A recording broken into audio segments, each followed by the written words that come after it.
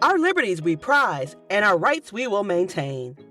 This is Iowa Civil Rights History Podcast, where we tell stories about the contribution Iowans and the state of Iowa has made to advance the civil rights movement. Past stories are being told, present actions will be highlighted, and preparation for the future will be discussed. Here is your host, Erick Nganyange. Welcome to the Iowa Civil Rights History Podcast. My guest today is Roxanne Conlin. I best describe her as a rose that grew from concrete. Being the eldest of 6 children, she experienced traumatic childhood in a violent household where her alcoholic father subjected her mother and his children to a mental and physical abuse. Despite all the hardship she saw and experienced, she rose up to become one of the most prominent and influential civil rights lawyers in the state of Iowa. Counselor, welcome to the show. Thank you so much. You lived a hard life growing up, Yes. complex, Yes. especially your relationship with your dad. Highly complicated. Toxic, very, very toxic. But also I couldn't help when I was reading the book to see similarities in there. Oh, absolutely. Between you and him, because he was a very smart guy. Very smart. Skipped a grade. Went to college when I was 15. You got skipped a grade. I went to college when I was 16. But a lot of things that changed with him when he came back from the war. Yes, I think that had a lot to do with our lives with him after that. But then you did not know anything about him before that. No. It was some time before I made any connection between what happened to him in the war and how he behaved as an adult when he came home. I think I understand it better now, but that does not really help in terms of our relationship. He died in 1998, Right. December 1998. First, I thought it was kind of interesting. So your father was born July 1923. Right. Your mother was born July 1924. Right. Your father died December 1998. Your mother died December 1999. Correct. That's crazy. Yeah. When I was reading those things, I was like, wow. When your father passed away in 1998, you were not forgiving him for everything he put you guys through growing up. I have not forgiven him. Even until today. No. At your father's funeral, when everybody goes out there and talking, say all the great thing about him, your brother Ray Yes. leaned over and told you, I wish I knew that guy. Right. Yes, that's exactly what he said. He's a second, he comes after you? Yes. Is Ray? Yes. Now, you're the oldest of 6. Correct. So you got the wrath of your father more than anybody else. That's right. Take me back to that ride, if you can remember that 1947, I think for the first time, your father and your mother driving, you sit in the back. Now you're a baby, they're driving, and all of a sudden they got into this argument. And your father, was that the first time you see him put his hands on your mom? I think so. That's the first time I remember. You're crying. Of course, as a baby, scared to death. Yes. Then instead of say, oh, I'm sorry, actually, you got the slap too. Correct. And There was no back seat in the car. Yeah. It was like an old Chevy coupe. I think that's what it was called. Yeah. It had like a baseboard, and I was sitting on the baseboard, and he smacked me, and I hit the back window. I'm trying to think, what would the 3-year-old think at that time, other than being scared? Well, I didn't like it, and I stopped crying, and I don't think I ever cried in front of him again. Really? Mm-hmm. Why was that? I did not want him to win. I did not want him to prevail by violence. His biggest thing was alcohol. Yes, he was very much Alcoholic. quite a committed alcoholic. Do you give him an excuse of what he experienced in the war, or? I don't give him any excuse. It really seems to me like his behavior is inexcusable. I was a child. He had 5 other children. I took the brunt of his violence, but the other children are all affected. Your mother, Alice, also was born in July 1924 in South Dakota. Correct. Her father died Before she was before born. she was born, when your grandmother was pregnant with her. Correct. How much did that affect your mom I'm sure that growing up with that? You know, first of all, it was also the Depression. My grandmother was a widow. She had 6 girls. She was one of the very first public officials, female public officials in South Dakota. And she worked very hard all of her life, and she died when she was 58. Oh, wow. Was she sick? Oh. No, died of a heart attack or a stroke. Oh, really? No autopsy. I remember my grandmother. I don't remember her death, but I remember her as just a lovely person. Yeah. And she had an Irish brogue, which I didn't realize until I went to Ireland and heard people speaking with an Irish brogue. What was your mom's relationship with your grandmother? Oh, I think it was very close. She was the youngest of 6, of course. She was the youngest because my grandfather died. They lived in a teeny tiny house in Huron, South Dakota. And my grandmother was the county auditor. And I think her claim to fame was that she got locked into her safe by a famous criminal. I can't remember what famous criminal, but it wasn't Bonnie and Clyde, but some famous criminal. But anyway, she was just a delightful person and much, much beloved by all of her children. Your mother, Alice, she went through a lot. Yes, she did. With your dad. Yes. A lot. Do you think if her father was alive, he would not allow that to happen? I don't know. I didn't. Of course, Yeah. I never knew him. She never knew him. So Yeah. I just don't have any idea what the relationship would have been like had her father lived. Every time I flipped the page, I kept that in the back of my mind. And then I started thinking, why did she stay with your father for that long? That's always the question, isn't it? Women who are the victims of domestic violence, why do they stay? In my mother's case, she had a high school diploma. She had 6 children.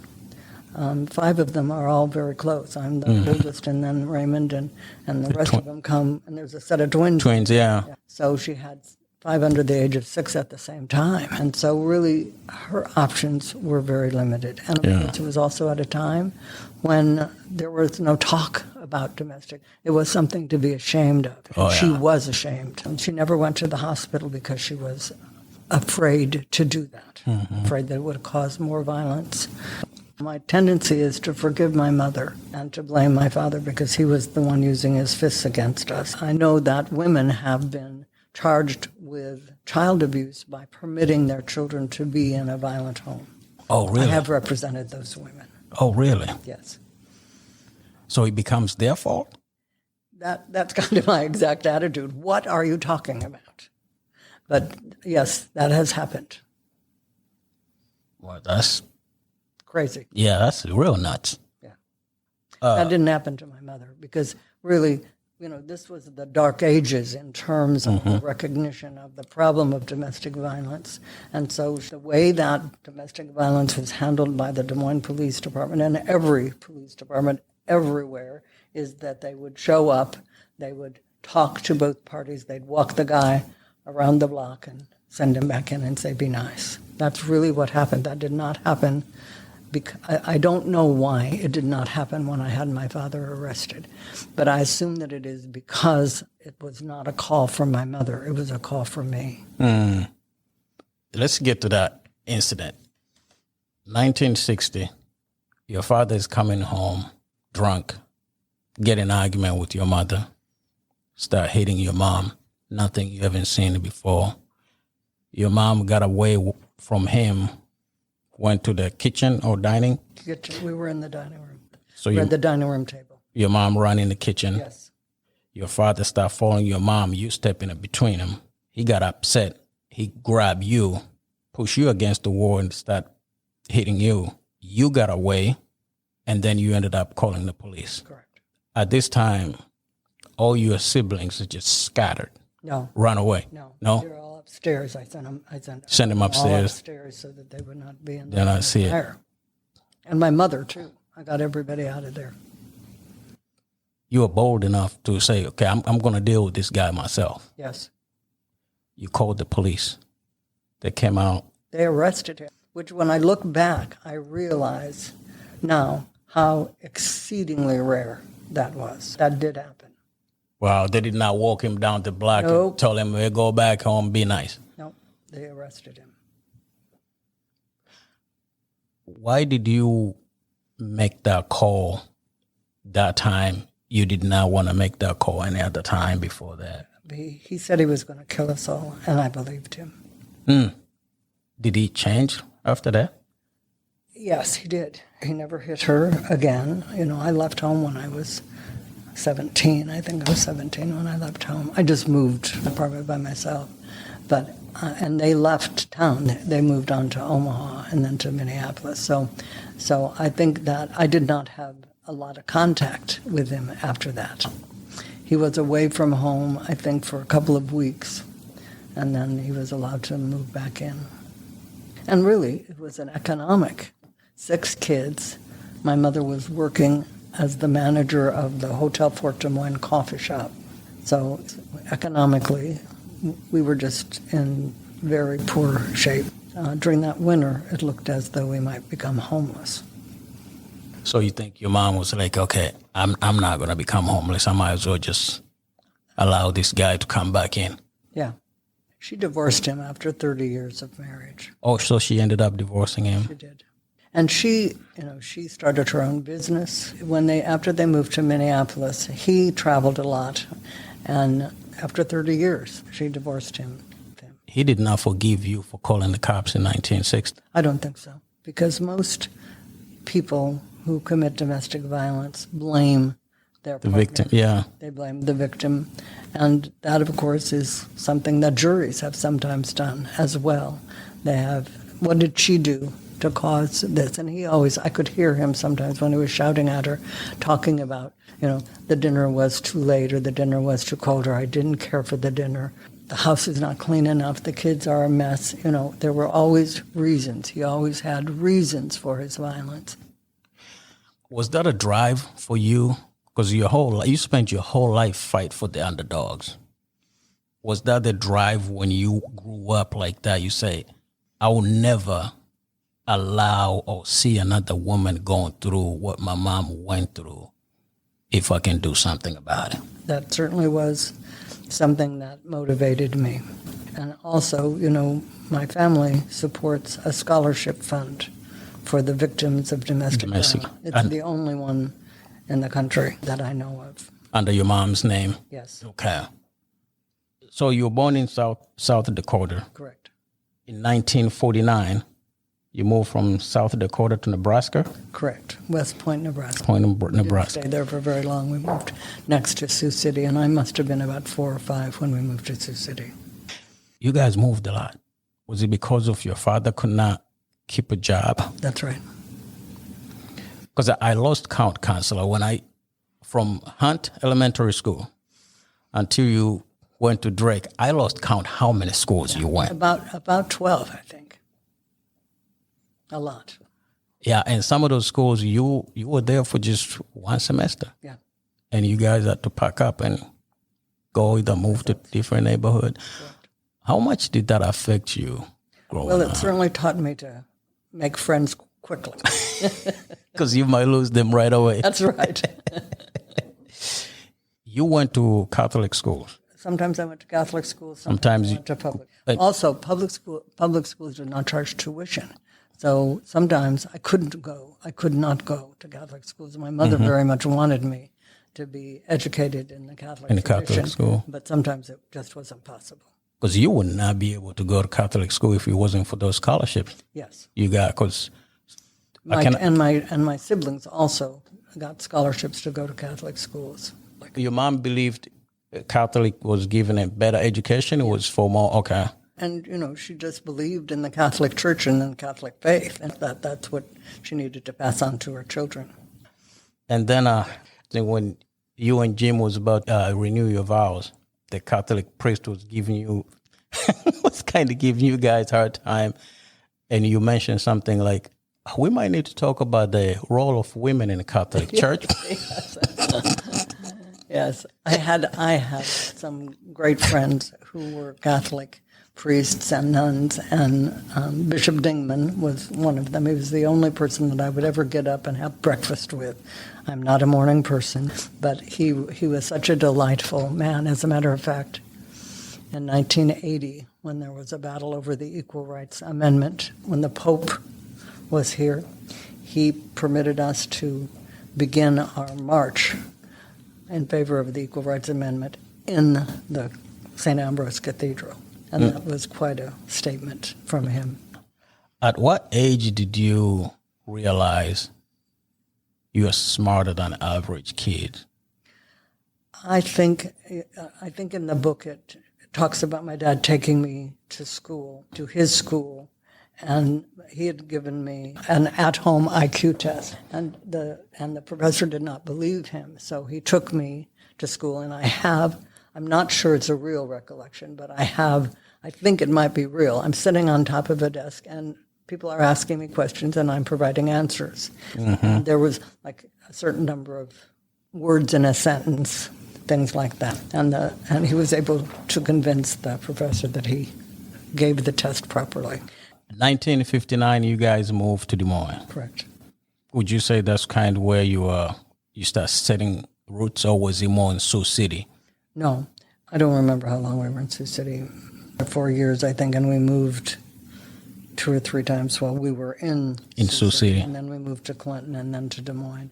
I never left Des Moines. Why is that? By the time when they moved to Omaha, I was already in college. Yeah, okay.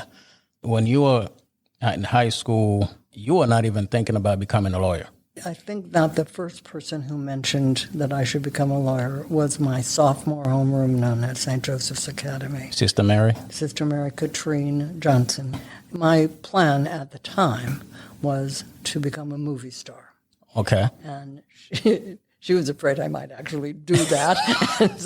so she suggested that I could become a lawyer and use my flair for the dramatic and my brain at the same time. It didn't seem very possible to me at the time. To become a lawyer? Mm-hmm. But as I thought about it, I decided that would be a good fallback in case I did not, in fact, become a movie star. So I pursued that. Why you thought it was not going to be possible for you to become a lawyer at that time?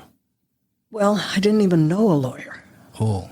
I had no family members who were lawyers. I had no friends who were lawyers. I didn't even know a lawyer when I started law school. Oh, wow. That's crazy, because most people go to law school, either their parents, one of them is a lawyer, uncle, somebody's a lawyer. You went in there cold. No, I was very cold. I was very cold. I didn't know the difference between civil and criminal law, or plaintiffs and defendants. I mean, I really had a lot to learn. But you blew them out of the water. Well, I managed to get through, for sure. Yeah, you were about to give a birth before you took your finals at law school. That's crazy. I know, it was crazy. And the law school thought it was crazy, too. They had not had other pregnant people in law school, obviously. Yeah. So the dean tried to throw me out. That was all another different ball game. Yeah. I mean, even you getting basically fired at your first job because you were pregnant. Yes. That was crazy. When I was doing it, I'm like, did this really happen? Yeah, and it's not so long ago. It was commonplace for women to get fired when they got pregnant. One of the first cases I handled when I was an assistant attorney general involved 2 pregnant teachers in the Cedar Rapids school district, one of whom was fired. Oh, we got to talk about that case. That was the landmark right there. It was a very important case. Yeah. And it was really indicative of the way that the Iowa Supreme Court came out ahead of the United States Supreme Court and other states in terms of how it dealt with issues of civil rights. Like the fact that women are getting fired from work for being women. Yes. Getting pregnant, that's what happened to women. That's right. That's right. And the Supreme Court of Iowa recognized that if you discriminate on the basis of pregnancy, you are necessarily discriminating on the basis of gender. The United States Supreme Court did not recognize that. They reached the opposite decision. You had one case about that woman, the firefighter. Yes. If your sister, your mom, or your daughter is working as a firefighter, you don't want them to do all this dangerous work at 6, 7, 8 months pregnant. It was the chemicals more than anything, plus the fact that she could not get her equipment around her body. As it changed during pregnancy, she could not get it fastened, her safety equipment. That's one case I did not understand. If I got to help you to tie your shoes, I should not. I should not expect you to be climbing on a ladder to try to put out the fire. Correct. But remember, we won that case. Oh yeah, yeah. And another thing, you say you remember all the cases you lost. Yeah. It's like yesterday. Yeah. Why is that? Because it's painful? Oh, absolutely. Losing a case is always heartbreaking. I only take cases that I believe in. I only take cases for people that I think need my help. And so when I lose, it's devastating. Because you invest a lot of time and energy in it. And a lot of myself. When did you start getting involved in politics? Because you campaigned for JFK and you kind of believe that you're the reason why he got elected. Yes. I laughed at that. It was pretty naive of me. But I was 16. There was a lot of things happened to me when I was 16. John F. Kennedy was the first Catholic person to run. I went to St. Joseph's Academy. All the Catholics supported John F. Kennedy, and I thought he would be a great president. So I just called up the Democratic headquarters and said I wanted to help. So they put me to work, and I went out to Merle Hay Mall and put bumper stickers on cars. Knocking on people's wanted door. Them or not. Yeah. Oh, you just slapped them on their cars? Oh, yeah. And I did knock on doors, but my biggest contribution was I ran the babysitting pool for the Polk County Democrats on Election Day. No early voting at the time, nothing like that, no absentee voting. And so everybody had to go. And it was not at a time when people took their kids with them. So we had a babysitting pool, which I ran. And honestly, when he won, I thought I'd done it. I thought it was my babysitting pool that elected the man president of the United States. And I loved that feeling. I loved the feeling of doing something that was impactful, that mattered. And so I've been in politics one way or another ever since. The 60 was a little bit crazy. JFK got gunned down in 63. November 22nd. November 22nd. Where were you when you heard the news? I was in my criminal law class at Drake University Law School. How did that impact you? Oh, it was really such a shock. Very difficult to understand, to process. I went home. I lived in a third floor, one room, walk-up apartment, had a tiny little TV. And for the first time ever, TV was on overnight. And so I just watched TV. I was just glued to the TV. I don't know why I couldn't stop watching, but I couldn't. Wow. 65, Malcolm X is getting gunned down. 68, Dr. King is getting gunned down. And Bobby Kennedy. Kennedy is getting gunned down. You're watching all this happening. What is going through your mind? Well, the loss of Martin Luther King was also such a shock. Yeah. I think that he had a premonition that he would not live for very long. I think so. Yeah, I think he knew it. Too. Yeah. But it was just, the loss of all those people who were making such a magnificent contribution to civil rights and other things that made me want to fight even harder. At the 14, you get your first job. Yes. At the Cuts drugstore. Right. You have no idea the historical background was 10 years earlier. Yeah, just about 10 years earlier. This is your first job. When did you come into understanding like the historical impact of that place in Edna Griffin? My daughter was asked to serve on a committee that was working on civil rights historical sites. She's the one who told me. Oh, really? My oldest daughter. Oh, wow. There's a plaque on the building now that celebrates Edna Griffin. And then later in life, you ended up buying. We bought it twice. Oh, you bought it twice? Yes, we bought it the first time, and I loved owning the building where I had gone to work at the age of 14, lying about my age. And oh, you did? Yes. I said I was 17, and I took up smoking, which was not a good idea. but it's in order to convince people that I was in fact 17. And we sold the building, but then we took it back. But when we owned it the second time, that's when I learned about Edna Griffin, and that's when I had the opportunity with her on the stage with me to name the building after her, which seems to me like the closing of a circle. Yeah. This very brave, remarkable woman who could not get served in that building. Now, forever, it'll be named after her.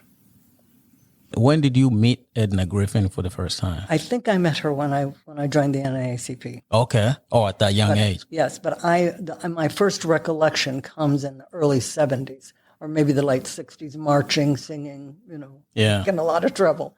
She was good at it, and so was I. Yeah. All your life going to school, you have been a very, very exceptional student, super smart. Some teachers convince your parents a couple of times, like, hey, she can skip a grade. Was your father the one who was like, no, I don't think? They were both very hesitant about that, because when he went to college at 15, he quickly flipped out. Yeah, they were worried that I would do the same. I did not. Do you think that was the good idea for you to skip a grade? Yes, I skipped my senior year of high school. That's what I skipped. And then I skipped 2 years of college. So now there are specific courses for talented and gifted children. My grandchildren have had those classes and have gone to the Central Academy here in Des Moines. And so you skip the senior year, you jump into Drake University at age 16. Were you the youngest kid in there? Oh, I'm sure I was. I never asked anybody, but it seemed like I was. When I'm looking at your life, I feel like you grew up so fast. I had to, yeah. And I think I have some regrets about the things that I missed. I didn't really have the college experience. I was working all the time. Mm-hmm. I was studying or working or doing politics. So I really didn't have a college experience, but it saved a lot of time. I was 21 when I graduated from law school. That's crazy. Yeah, it was pretty crazy and I could have graduated before that, but you had to be 21 to take the bar. Oh, so they delayed you because... No, I delayed. You delayed yourself because... I saw the law and I thought, I'm just going to take my time. 21, so you graduated from the law school, you looking for your first job. Yeah. One thing you knew for sure you did not want to do, you did not want to learn how to type. Nope. Because you knew the moment you learn how to type, you're going to be a secretary for the rest of your life, and you had a plan to be a lawyer. Yes. So purposefully, you never learned how to type. I never. Now, of course, I have kind of learned to type, but it was really a struggle. During my law school career, there were a couple of women who had gone to law school before I did. Mostly they had ended up as legal secretaries, and I was determined that would not be my fate. Yeah. So I absolutely, positively refused to learn to type. It worked for you, but also it delayed you from getting your first job. Well, yes, if I wanted to work as a legal secretary, but I did not. You ended up getting your first job at the downtown law firm that I had clerked for, and when I got pregnant, you got pregnant and get fired, and then they ended up hiring you back later. When I graduated, they hired me back. Which that was crazy. It's like, okay, she's not pregnant. She's not a risk anymore. Yeah, that's right. No, she's not pregnant. But bring her back in. But they did not want me to sign my name. I saw that. They wanted me to sign my name, R.B. Conlin, and they asked me to keep my door to my office closed when clients came in. They did not want me to be recognized or seen as a lawyer. Yeah. Was that because they did not think their client would take you serious? Exactly. Yeah. They represented insurance companies and railroads. I was told by people that I interviewed with that they did not think that their clients would take legal advice from a woman. It was just sort of an accepted view that women were not supposed to be lawyers. Yeah. You're supposed to be back there typing. Exactly. And you refused to just do the initials on your name. You said, no, it's not happening. Yeah. What gave you the guts, counselor? I don't know. I sometimes think, why did I do that? I think that I had a lot of confidence in my own abilities, perhaps because then God had given me the gift of strong intelligence. And I had a deep voice, which I'm sure had a lot to do with it. Always I have had this deep voice. When I was about 3, I had this deep voice. But I really do think that had something to do with it. And I was able to speak persuasively. So those were things that I think permitted me to do things that I might not otherwise have been able to do. You inspired a lot of women, give a lot of women courage, because things like those don't sign your name. You can look at those very small things, but there's a bigger picture. Yes, it was emblematic of the way that women were treated. So the fact you say, no, we are not doing that. Not just that law firm you're working can say, okay, we can allow this to happen. Another woman comes after you, they can be like, okay, I can also say no. Yes.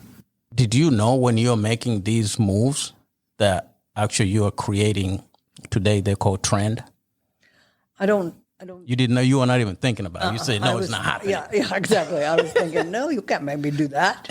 I'm not doing that. That's what I was thinking. And I think at some point along the way, I came to understand that I was able to do things that would create a better life for other women.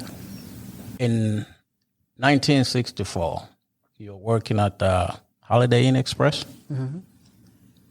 This young, good-looking guy comes in there. Tall, dark, and handsome, I've often said. Tall, dark, and handsome. That's the most crazy love story I ever read. I think about that. I was not an impulsive person. You wasn't? No, I wasn't. But that's the first thing I thought when I read that. No, I was never an impulsive person. I had a direction. I was moving forward. I was doing what I wanted to do. And here comes this guy. You know the story. We met on a Friday at the Holiday Inn South. On that following Monday, we got our license to marry. Because you guys made a decision within 24 hours. Yes. It appeared in the paper on Wednesday. I had to break a date on Thursday. Yes. and did you call him? No, he called me. After he saw on the paper? Yes, he called me and he said, "Is your middle name Elizabeth?" And I said, "Yes." And he said, "I suppose that means we're not going out Thursday." And I said, "Yes, that is what that means." And we were going to get married that Saturday, but my parents just went nuts, and so we delayed it for a week. And you guys ended up getting married 14, 15? 2 weeks and 1 day after we met. And you guys been married for 58 years? 59 years in March. That first night when you guys met, you and Jim met, you told him, actually had the conversation about what wife should look like and what husband should look like. Yes, we did. And you agreed on that. Yes. And, I dated a lot. It was one of the ways I got food. So I had never met anybody like him. I said, I don't wash, I don't iron, I don't cook, I don't clean, and I'm never going to do that. That was fine with him. He also thought that my being in law school was great.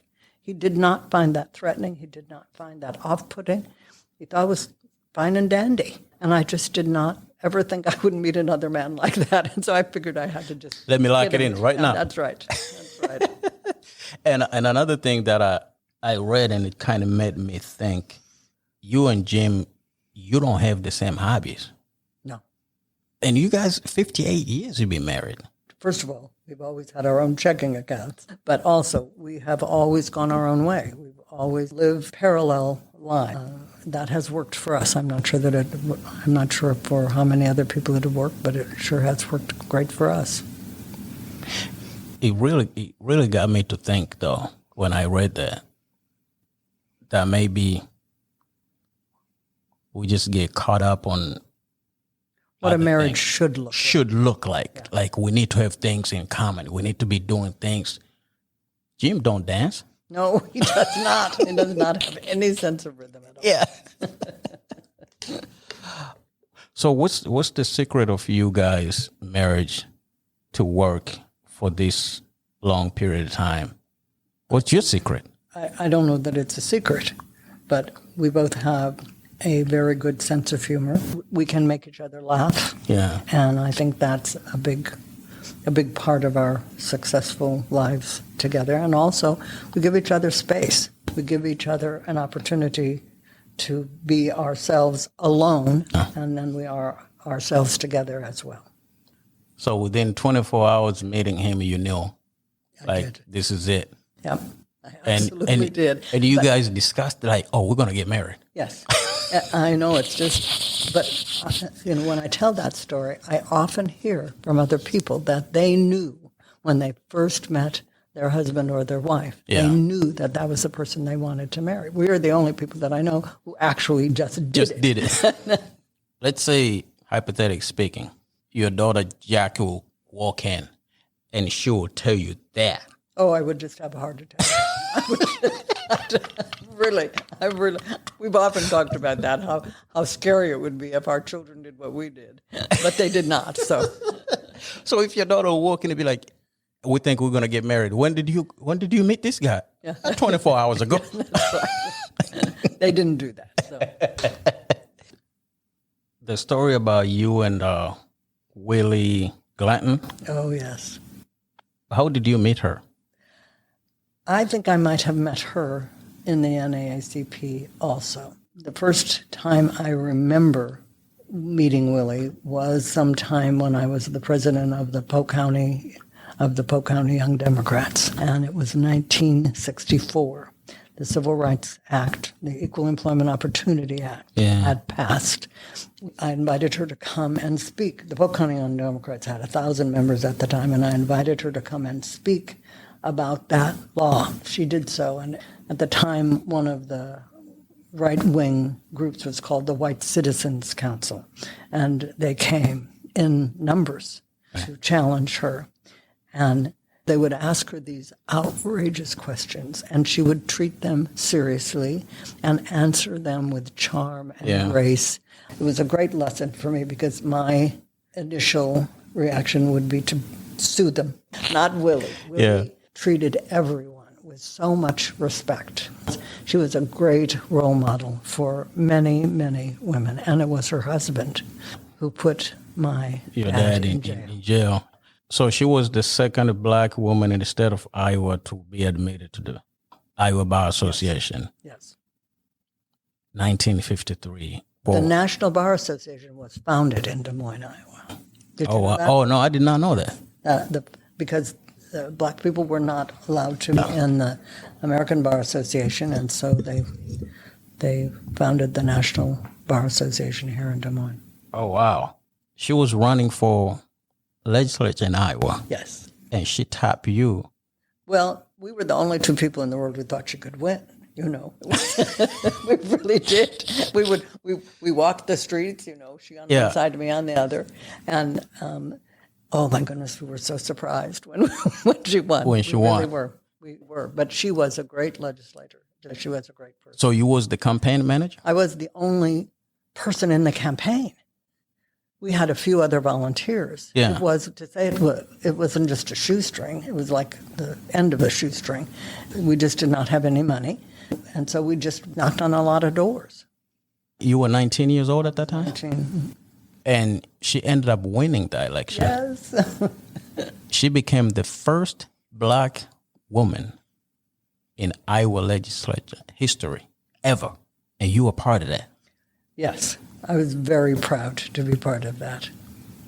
How did that campaign go? Because I can only imagine. It was what I remember about that is we would sit together in her house. She lived on Chautauqua Parkway. We would sit together, and we had these maps of the street of the district of area where she was running, and we would get them out, and we would mark. We learned how many seconds or minutes it would take to visit each house, and we would. Each night we would draw up the map. We were going to go the next day, and that's what we would do. And I'm sure you guys did not have much money to spread around. I don't remember. I really do not remember spending any money at all. And you still won. Yes. You made history. Yes. Did it hit you at that time, or did you even take a step back? Oh, I was very conscious of that we were doing something that had Something had never been done before. and very determined. And so was she. She was committed. She wanted to do this. How much did that, and I'm jumping forward here, because you're doing this, you started with JFK, go knocking on the door, slapping the signs on people's cars without them knowing. Then you coming out here, campaign manager, helping strategize, helping this first Black woman to be elected in Iowa legislature. When did you start thinking like, okay, man, I can't become a governor of Iowa? Well, there are people who said that I said I was going to be the governor of Iowa when I was still in high school, but I don't remember that. I remember thinking about being the governor of Iowa in 1980. That was when I first was very aware that was a goal that I wanted to reach. You came very close. Yes, but there are no prizes for being runner-up to the governor of the state of Iowa. But it was still one of the highlights of my life. It really was. I had so much fun, the highest highs and the lowest lows. And it was a campaign unlike any other campaign before or since. We were principally run by volunteers. We had thousands of volunteers. It was more of a cause than a campaign. And we did come very close. It was a little too soon for an outspoken feminist to become governor of the state of Iowa. You think so? Oh, absolutely. I can't tell you the number of times that people literally laughed in my face when I said I was running for governor. Oh, really? Oh, yeah. Because It was 1982. For some reason, when I was reading and combed through stuff, I was like, if that financial statement did not go out about the taxes, you could have won. No. You don't think so? The taxes was just an excuse. Was it? Okay, because That, from my standpoint, and I think many women believe that just gave people a reason other than my gender to vote against me. okay, because I was looking the number, how close you and Governor Branstad at that time. I'm like, you were leading a few times. I was, yes, by the polls. But By the polls. But there was You're right, the always polls. a significant, and the other thing we didn't know was about what we now call the Bradley effect. Bradley ran for governor in California and was 10 points ahead in those, and he lost. He was African American. And so we've come to understand that the polls are not going to be accurate in terms of people who are not white men. Do you always sit back and think about that moment? No. No? No. Put it behind you? Yes. You also went against Grassley. Yes, I know. He's still in office. Yes. That was my reason for running against Grassley. I'm not sure I ever really thought that we could win, but I wanted to try to help the judges, the justices. The Iowa Supreme Court, 3 of them, who are on the ballot and who are under attack for their decision in the marriage equality. And I thought that as an outspoken radical, that I might be able to get people out who would not otherwise have voted. And I wasn't able to do that either. All 3 of those justices lost. What is your thought today about that election? Because going in, you thought you was like, oh, I'm climbing this mountain and I don't think it's going to happen. There comes a time in a campaign, however much the odds are against you, where you have to believe that you can win or you can't get up and keep doing it because it's exhausting. Yeah, you got to believe way. In yourself first. Yeah. So there was some time during that. As a matter of fact, it was in June that I was within 8 points of him in the polls. That fired us through the summer, but he went home in July and never came out. He would not debate me. Right before the election, we had a joint appearance on WHO radio for an hour. That's the only time that he would engage with me. Do you think he did not want to show his... I think he did not want to engage with me. I think he did not want. I felt like I could certainly debate him successfully. Yeah, so he probably did not want to show that side. Why would he? Because he was winning. Yeah, true. That's true. You know. 68 and 69, when JB was born, you decided to stay home for a little bit? Yes, it wasn't very And then successful. you realize you're not built for that? No, it wasn't. It just wasn't. But I had 2 little children, and I wanted to be able to raise them. And so I found my place, the Attorney General's office, as a part-time assistant Attorney General. The Attorney General at the time, Richard Turner, who was a very right-wing kind of a guy. Yeah, that was interesting. No, it was interesting to me too. But we really got along so well. You hesitant a little bit to take the job. Yes, I was very hesitant. I thought, my goodness, how can I work for this man? But I worked successfully for him for 7 years.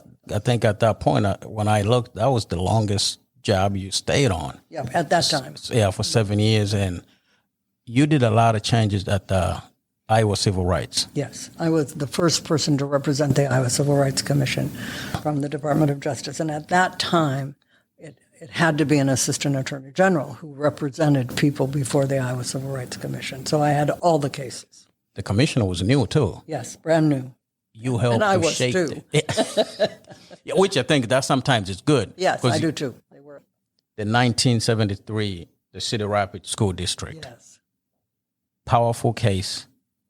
You changed the direction of the women in the state Yes. with that case.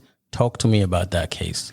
The 2 women that I represented were school teachers in the Cedar Rapids School District. Yeah. One of them was still a probationary employee, and so when she got pregnant, she was fired. And she was fired when she began to show. That's what the rules said. The other woman already had tenure, and she was a physical education. Yeah. And so she was not fired. However, she was laid off. She was put on leave. But she came back as a substitute teacher several times during her pregnancy, including a couple of days before she gave birth. So we were pretty sure that she was able to do her job. And so I represented both of those women in their lawsuit against the Cedar Rapids Community School District. And we took it to the Iowa Supreme Court, and the Iowa Supreme Court decided that if you discriminate on the basis of pregnancy, you are necessarily discriminating on the basis of sex. And they said, you can't do that. The law says women are entitled to equal treatment. And that was the first case in the United States? Yes. In 1976, the United States Supreme Court reached the opposite conclusion. I know it's just hysterical when you think about it, but that did in fact happen. And after that, the Congress passed a law in 1998, the Pregnancy Discrimination Act, that statutorily changed the law so that women could not be discriminated against on the basis of their pregnancy. Did they look into your case when they passed yes. that law? Oh, they did? Yes, I had a role to play in the passage of that Oh, wow. federal law. So all women in this country can thank you for the hard work.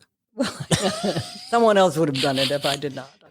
Well, Counselor, thank you very much for your time today. Thank you, Eric. Yeah, and thank you for the hard work you've done in this state, in this country, in advancing the civil rights movement. We appreciate that. And I appreciate your saying that. Thank you.